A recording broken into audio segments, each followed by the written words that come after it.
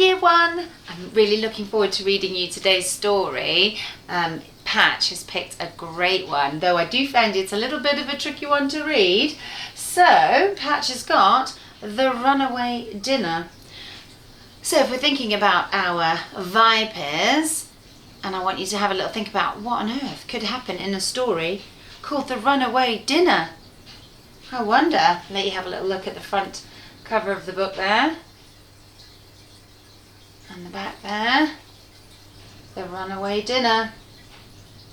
Let's see if you're right. Now, here's a story for you. Full of such fun and exciting stuff, you will surely love it. And the best part is, it's all true. The Runaway Dinner by Alan Alberg and Bruce Ingman. There was once a boy, Banjo his name was. Yes, Banjo Cannon. There he is. Well, he was a little boy, this boy, lived in a house, slept in a bed, and wore all the usual sorts of clothes, socks and scarves and such, loved his cat, named Mildred, and his mum and dad, named Mr. and Mrs., and every day, summer or winter, rain or shine, had a sausage for his dinner. On his own little plate, with his own little knife and fork and salt cellar and ketchup pot, at his own little table, with his own little chair. Yes, a sausage for his dinner. Now, here's the exciting bit, the unbelievable bit, though it's all true. One sunny summer's day, just as Banjo, with his knife in one hand and his fork in the other, was leaning forward and smiling happily at the thought of eating his dinner, the sausage, Melvin, his name was, jumped. Yes, jumped right up off the plate and ran away. Well, then of course, as you might expect, the fork ran after the sausage, the knife ran after the fork, the plate ran after the knife, the little table and the little chair ran after the plate, and Banjo, that hungry little boy, ran after all of them.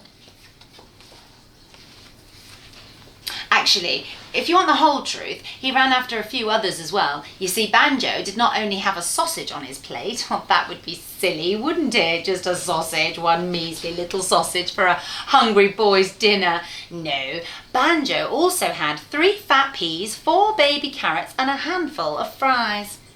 Yes, the thing is, of course, they were all on the plate as well, and when Melvin ran off, they, as you might expect, followed him.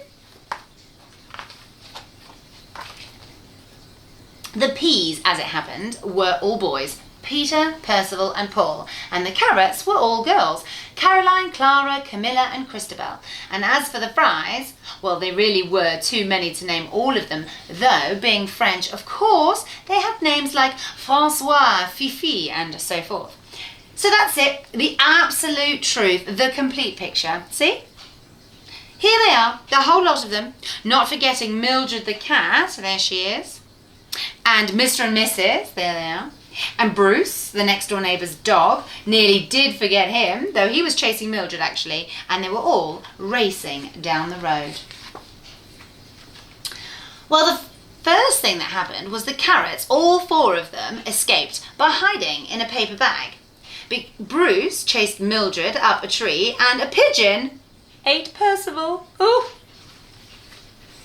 Melvin, meanwhile, was running strongly on his 2 little legs. He came to a pedestrian crossing, waited for the green light, crossed the road and ran into the park. The next thing that happened was Mr. and Mrs. bought 3 ice creams. A couple of the French fries escaped by sailing away in a toy boat. Au revoir, bon voyage, hurrah! And a duck ate Paul. Oh dear. Banjo, meanwhile, was running strongly on his 2 little legs, and the chair and the table were both running strongly on their 4 little legs. Actually, that's not entirely true. The little chair, in particular, was quite unfit, quite out of puff, so he had to stop and have a rest for a while. Only then an old lady came along and sat on him, because she was out of puff too. So then, of course, the little chair was stuck there for a time. Meanwhile, Melvin was still racing away with the knife and fork close behind, and the little plate, and Mr. and Mrs., and so forth.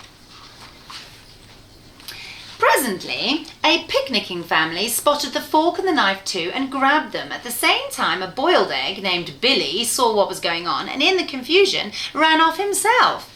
A couple of little girls who were skipping on the grass spotted the plate and grabbed her. She was a girl plate, Saskia her name was, and started using her as a frisbee, which, as it turned out, whee, the little plate much enjoyed. Well now, there was a pond in the park. That's where the toy boat was sailing, and Melvin ran round it. And there was a cricket pitch, and Melvin ran round that. The rest of the French fries stopped here and sat down to watch the cricket, actually, and nobody noticed them.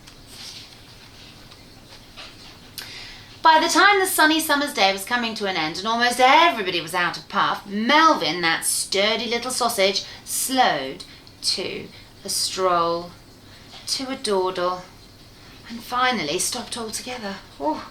Whereupon along came Banjo, that hungry little boy, and oh dear, he's about to get him, ate him!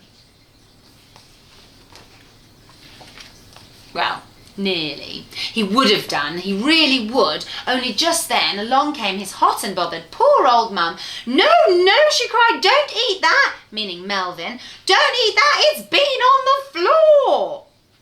The next thing that happened was Melvin seized his chance, ran off again and hid in the long grass, where, as it turned out, at that very moment, the cricket ball, named Rupert, was also hiding. Meanwhile, the athletic little table, urged on by the salt cellar and ketchup pot, was still racing along. His style was much admired by a number of park benches. On the other hand, Peter, the last of the peas, remember him, had well and truly disappeared. It was a mystery. He had to be there somewhere. Yes, take a look, see if you can spot him.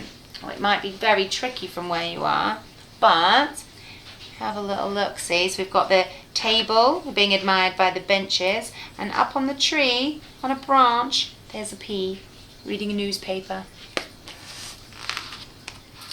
It was a sunny summer's day. Home went Banjo, carried on the shoulders of his poor old dad and his poor old mum.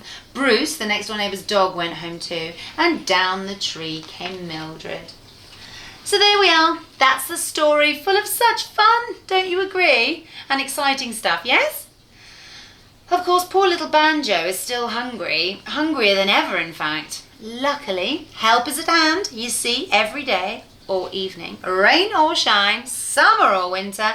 After his dinner, Banjo has a plum pie for his pudding. Oh, in his own little bowl with his own little spoon and his own little jug of custard. Yes, a plum pie named Joyce on this particular occasion for his pudding. So that's all right, isn't it? Do you see what's happening? Joyce has just run off, look, followed by the plate and the spoon and the cream. Oh dear, and Banjo.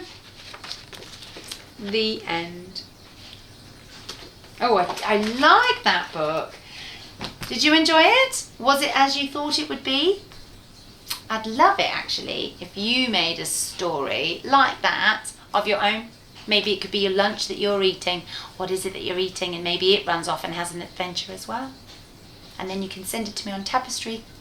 Right, good night, and I'll see you later.